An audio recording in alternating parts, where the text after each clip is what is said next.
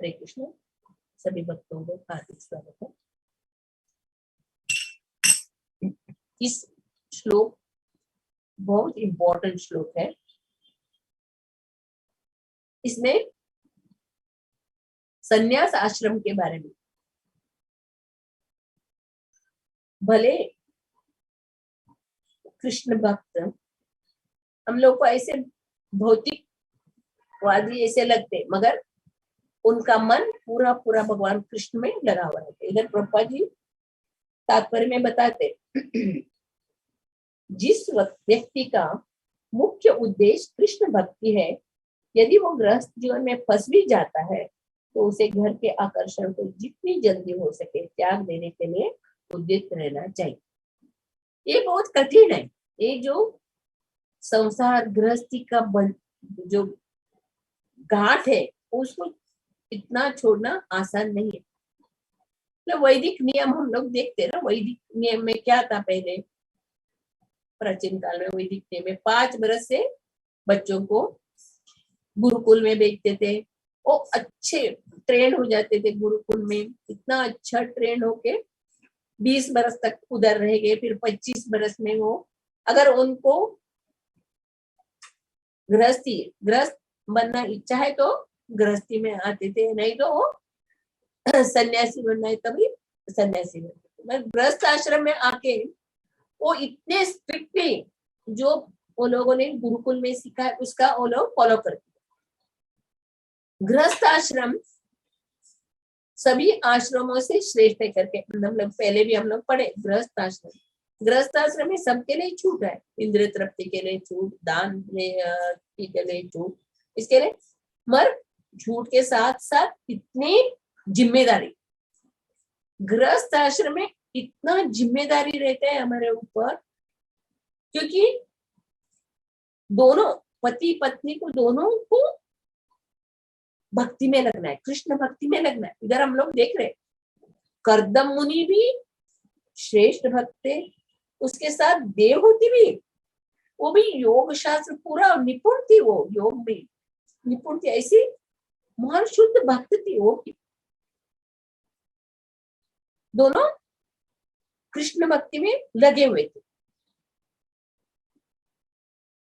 इधर हम लोग भौतिक दुनिया में हम लोग देखते संन्यास आश्रम है, इधर ऐसे कलयुग में संन्यास आश्रम वर्जित ही है, कलयुग में संन्यास नहीं ले सकते। मगर चैतन्य महाप्रभु, प्रभुपाद जी जैसे महान, वो लोग अपने उद्देश्य को पूरा करने के लिए वो लोग संन्यास करते। जब हम लोग गृहस्थ आश्रम में रहकर अपने सगे वालों को, अपने पुत्र को, सभी को भगवान का भक्त बनाने का ये जिम्मेदारी रहती है। गृहस्थी में उनको एक ही उनका उद्देश्य रहता है, सभी को भगवत धाम जाना। हम लोग अभी भागवतम में सब में वही सुना है, बड़े बड़े राजा महाराजा लोग सभी लोग अपने प्रजा को किस तरह भगवान की भक्ति करने का सिखाते थे और सबको वो भगवत धाम लेके जाते थे। ऐसा भागवतम में हम लोग सुना। एक गृहस्थ आश्रम में दोनों मिलके भगवान का भजन करना, सेवा करना एक धर्म है, और पूरा घर गृहस्थी को शुद्ध भक्तिमय बनाना, भक्त बनाना, ये गृहस्थ आश्रम का कर्तव्य। गृहस्थ आश्रम अच्छे से हो गया तो बच्चे बड़े हो गए, फिर बच्चे योग्य बन गए तो तीसरा वानप्रस्थ आश्रम। वानप्रस्थ आश्रम है सभी तीर्थ यात्रा का करना, सभी धाम का यात्रा करना, ज्यादा से ज्यादा गृहस्थी को छोड़ के भगवान में मन लगा। वानप्रस्थ आश्रम, वानप्रस्थ आश्रम के बाद आता है संन्यास आश्रम। ये नियम है, वैदिक नियम है, ये ऐसा ही पालन करते आते थे। अभी हम लोग वैदिक शास्त्र में हम लोग इधर भागवतम में हम लोग देख रहे सभी लोग किस तरह राजपाट सब त्याग कर भगवान के भक्ति में लग जाते थे।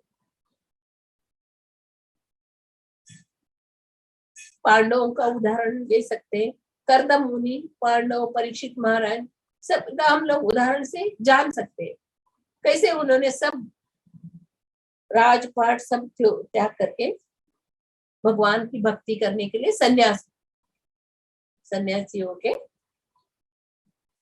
तपस्या करते। कलयुग में सन्यास वर्जित है, क्योंकि कलयुग का लक्षण ही ऐसा है। हाँ, कलयुग में क्या है, सब कला का युग, हाँ, मंदमती, उपद्रवी, कोई भक्ति करने वाले नहीं। कलयुग में सब मंदमती, हतभागी है। इसके लिए कलयुग में सन्यास वर्जित है। मगर प्रभुपाद जी और चैतन्य महाप्रभु जी ने 24 बरस में उन्होंने सन्यास ले लिया। उनकी पत्नी विष्णुप्रिया, बच्चे नहीं थे, विष्णुप्रिया को बच्चे भी नहीं हुए थे। चैतन्य महाप्रभु क्यों सन्यास लिए थे? क्योंकि जब उन्होंने देखा समाज में कोई भगवान का नाम लेने के लिए तैयार नहीं है, और चैतन्य महाप्रभु इतना कोशिश करते थे सब लोग को भगवान के बारे में बताने का, भगवान के बारे में सुनाना चाहते थे, पर कोई ध्यान नहीं देते थे, कोई भगवान के बारे में सुनने के लिए रुचि नहीं रखते थे। इसके लिए उन्होंने चैतन्य महाप्रभु ने क्या किया, अरे गृहस्थी में रह के मैंने मुझे प्रचार कर नहीं सकता हूँ, इसके लिए उन्होंने क्या किया, सन्यास लिया। सन्यास, क्योंकि हमारा प्रथा है ना, सन्यासी को हम लोग आदर करते, सन्यासी का उसे जो वचन आता है वो सुनते, सन्यासी को आदर भाव से देखते थे। इसके लिए चैतन्य महाप्रभु कम से कम एक सन्यासी बन के इन लोगों को उद्धार करेगा, इनका उद्धार करेगा। इसकी वजह से उन्होंने अपने माँ, कमाने वाले घर में कोई नहीं, एक ही बच्चे चैतन्य महाप्रभु, एक ही बेटा, और विष्णु प्रिया, उसको भी संतान नहीं थे। उस अवस्था में चैतन्य महाप्रभु ने सन्यास ले लिया। क्यों? क्योंकि भगवत भक्ति का प्रचार करने के लिए, इस भक्ति का प्रचार करने के लिए ये उद्देश्य से सन्यास ले सकते हैं, मगर कर्म सन्यास वो वर्जित है। और हमारे प्रभुपाद जी के जीवन में भी हम लोग देखते हैं, प्रभुपाद जी इतना कठिन परिश्रम कर रहे थे अपने गुरु महाराज के वचन को पूरा करने के लिए। उन्होंने गुरु महाराज का जो वचन मैं कैसे पूरा करेंगे, वही मन में उनका बहुत चलता रहता था, अरे मैं कैसा एक करेगा, कैसा पूरा करेंगे। वो वानप्रस्थ में थे फिर भी सन्यासी जैसे थे, वानप्रस्थ में रहने पर भी सन्यास जैसे थे। जब भी उनका मन पूरा भगवान में लगा होता, वो भगवत गीता का एक लिखे रखे थे, एक पेपर के ऊपर भगवत गीता का क्या बोलते वो कॉपी लिख के रखे थे वो। तो उसकी बीवी ने क्या किया, भगवत गीता का वो जो पेपर जो लिखे रखे थे, उसने, वो तभी बार्टर सिस्टम था ना, चाय कॉफी बेचने वाले आते थे, उनको जो भी हम हमारे पास का जो सामान दे तो हमें चाय कॉफी बिस्किट सब देना, ये बार्टर सिस्टम पहले था। प्रभुपाद की बीवी ने क्या किया, वो जो करुण ये क्या बोले लिखा हुआ जो पहले लिखते हैं ना, वो करुण उसको क्या बोलते हैं, रफ कॉपी, जो पहले जो भगवत गीता का पूरा रफ कॉपी इतना ढेर सारा प्रभुपाद जी ने लिखे हुए थे, उसकी बीवी ने वो चाय और बिस्किट खरीदने के लिए उस सब प्रभुपाद जी का उस भगवत गीता का जो लिखा हुआ था वो सब दे दिया, और उसके वजह से उन्हें चाय और बिस्किट खरीद लिया। तो प्रभुपाद जी आके पूछते, मैंने इधर लिख के रखा हुआ रफ कॉपी सब कहाँ गया, तो वो बोलते मैंने चाय और बिस्किट ले ली। तभी प्रभुपाद जी उसको पूछे, तुम्हें क्या पसंद है, तुम्हारा पति पसंद है या तुम्हें चाय बिस्किट पसंद? उसको लगा मजाक कर रहे, पति मजाक कर रहे इसके से, उसने बोला मुझे चाय बिस्किट पसंद। वो तुरंत प्रभुपाद जी वो घर से निकल गए, तुरंत घर से निकल गए। और रात को उधर ही गांव में एक भूत का बंगला था, उस घर में बैठ के वो चैंटिंग कर रहे लगे। उधर वो पत्थर, उस घर में सब भूत प्रेत पत्थर फेंक रहे थे, क्या आवाज आ रहा था, रोने का आवाज। फिर भी प्रभुपाद जी रात पूरा जाग के हरे कृष्ण महामंत्र जप करते करते करते करते सुबह तक सब शांत हो गया। फिर प्रभुपाद जी उधर से वृंदावन चले गए, राधा दामोदर मंदिर में बैठ के उन्होंने अपना जो लिखने का, भगवान का ग्रंथ लिखने का, वो सब राधा दामोदर मंदिर में बैठ के करने लगे। रूप गोस्वामी, सनातन गोस्वामी समाधि में देखते देखते उनसे प्रार्थना करते, मैंने कैसे मेरे गुरु महाराज का वचन पूरा करेगा। और प्रपात लीलामृत पढ़ेगा तो मालूम पड़ेगा कितना मेहनत किया, कितना मेहनत किया। एक ग्रंथ लिखने के लिए पूरा रात भर जाग के उन्होंने लिखा। किसके लिए? हम लोगों के लिए, हमारा मतलब वो पढ़ के हमें ज्ञान प्राप्त करने का, इसके लिए उन्होंने हम लोगों के लिए अमूल्य रत्नों को छोड़ दिया। ऐसे हम लोग बलि महाराज का भी उदाहरण दे सकते हैं। बलि महाराज के पास वामन देव आए थे 3 पग जमीन देने के लिए। बलि महाराज से पूछा, बलि महाराज मालूम पड़ा ये छोटा बटू कौन है? वो उनके गुरु बताए उनको, शुक्राचार्य, ये कोई नहीं है, दूसरा कोई नहीं है, विष्णु है, तुम्हें छल कपट करने के लिए, तुमसे सब लेने के लिए आया है।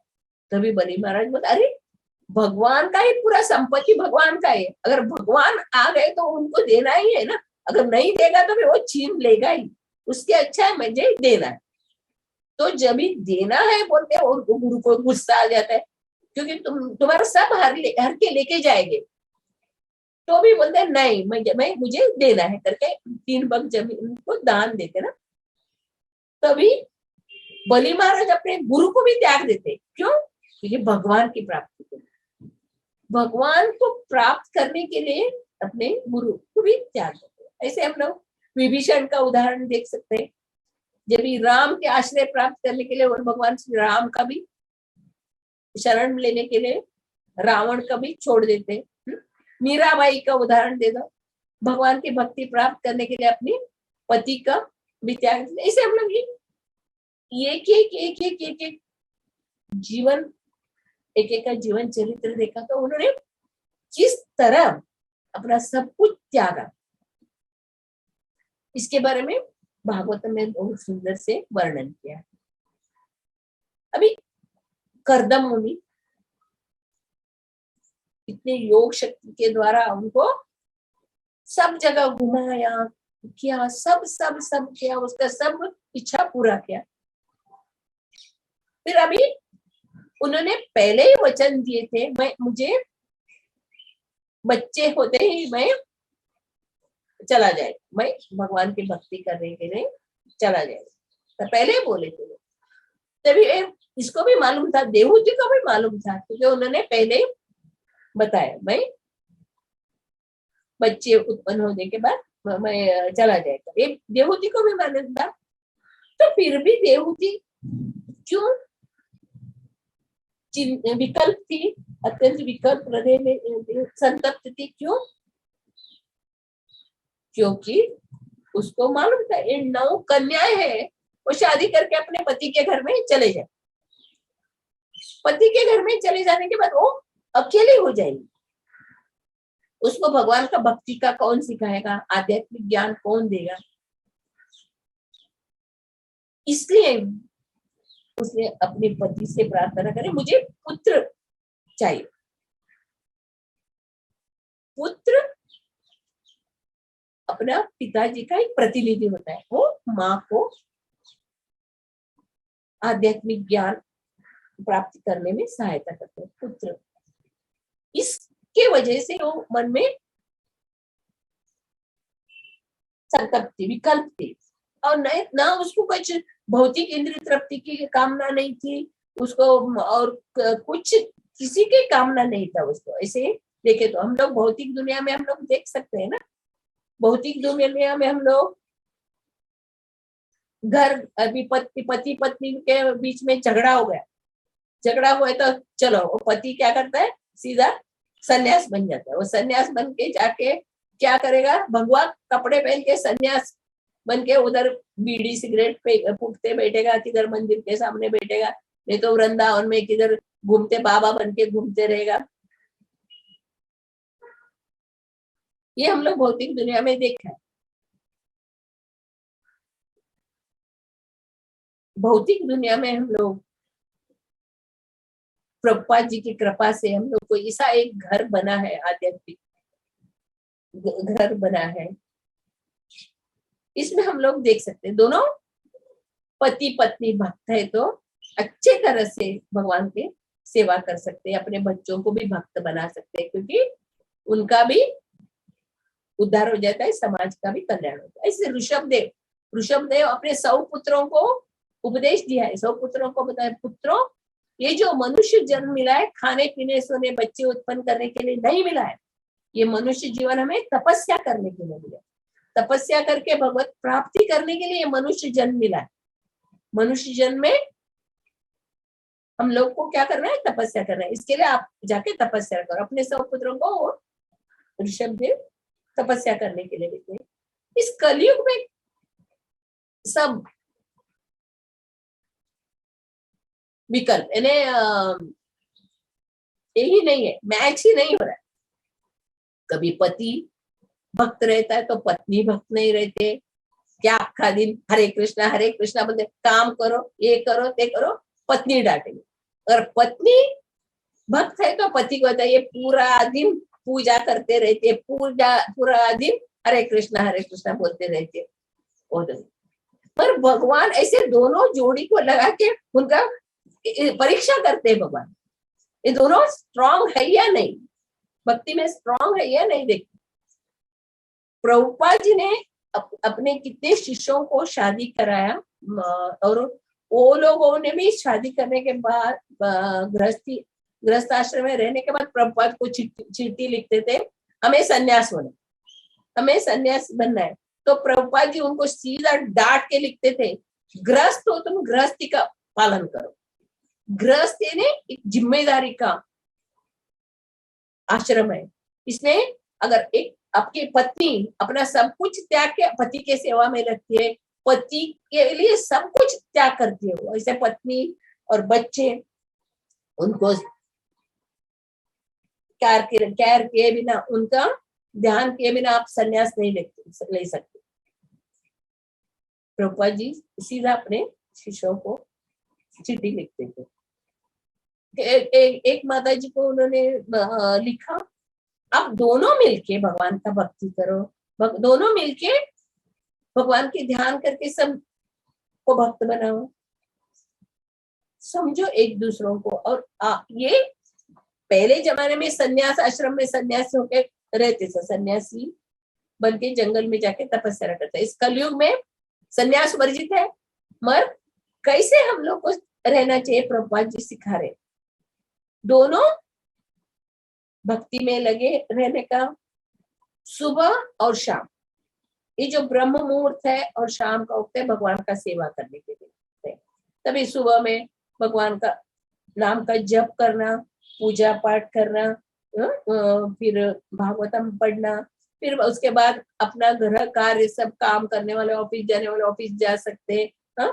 फिर शाम को वापस आते ही सब बच्चों के साथ अपने परिवार वालों के साथ बैठ के पूजा करो, कीर्तन करो, भागवतम पढ़ो, यही संन्यास है।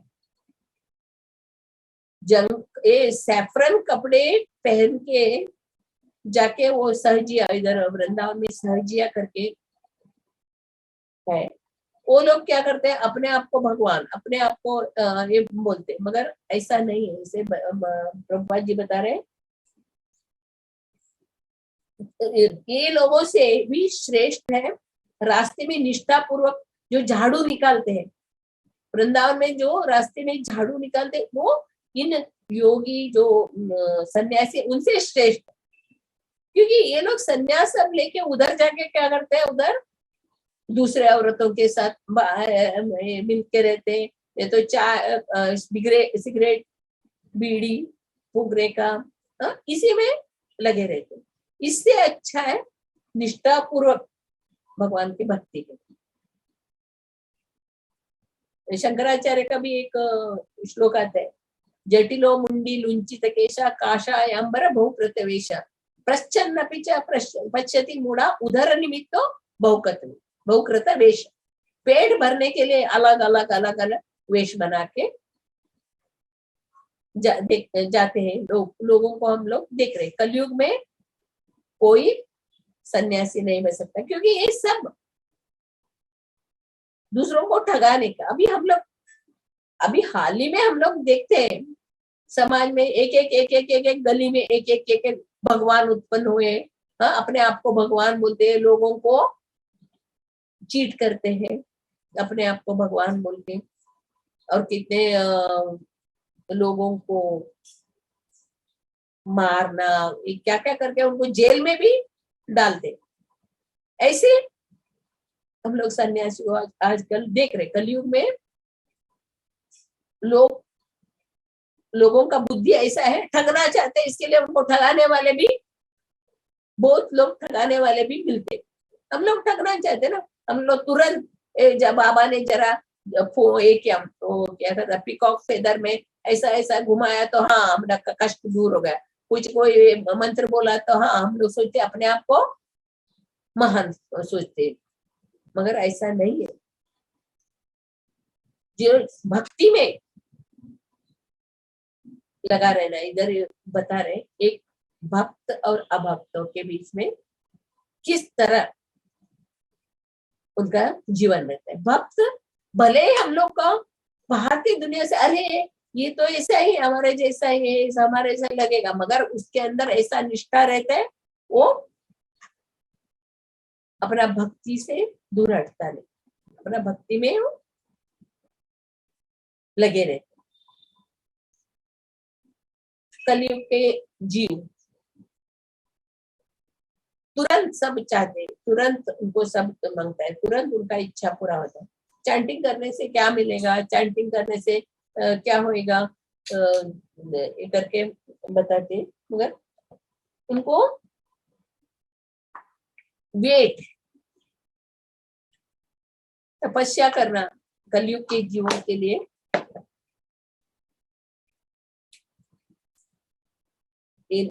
आनंद नहीं है। तपस्या करना है खुशी का विषय नहीं। ये पूरा दिन हरे कृष्णा बोले ये उन लोग को प्रिय नहीं लगता।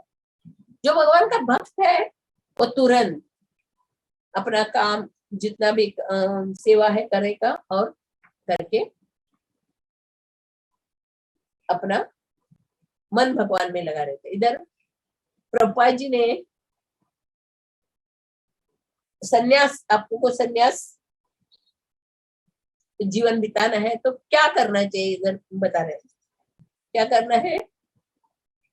सुबह उठ के भगवान का नाम का जप करना, भगवान को प्रसाद का भोग लगाना और ग्रंथों का अध्ययन करना,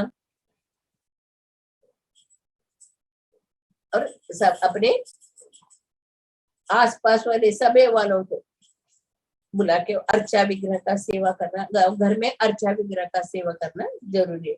अर्चा विग्रह अगर हम लोग मंदिर के नजदीक है तो हम लोग मंदिर में जाके आरती मंगल आरती सब देख सकते हैं, पर अगर हम लोग मंदिर से दूर रहते हैं तो हम लोग को घर में अर्चा विग्रह का सेवा करना जरूरी है।